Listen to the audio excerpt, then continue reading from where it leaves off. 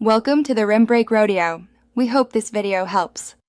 In this video, I will explain how to make tasty French toast. First, select a good quality bread, like brioche or challah, sliced about 3/4 of an inch thick. Next, prepare your simple batter by whisking together eggs, milk, and a hint of sweetness.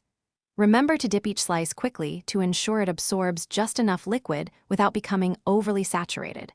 Finally, cook your French toast until it's beautifully golden brown. Creating the perfect batter is key to delicious French toast.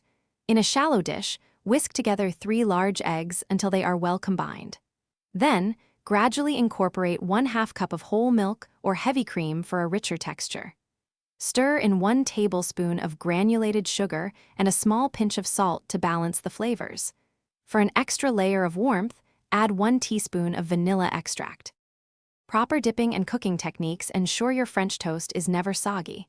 Ensure your bread slices are about 3/4 of an inch thick for optimal absorption. Dip each slice into the batter for only 5 to 10 seconds per side. This prevents oversaturation.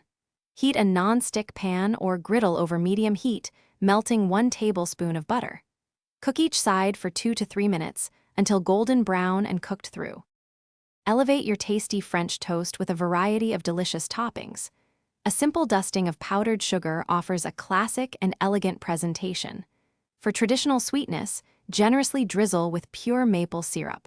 Fresh berries, such as strawberries or blueberries, add a wonderful tartness and vibrant color. For an indulgent treat, consider adding a dollop of whipped cream or a sprinkle of cinnamon. Thanks for watching. Consider subscribing if we helped you.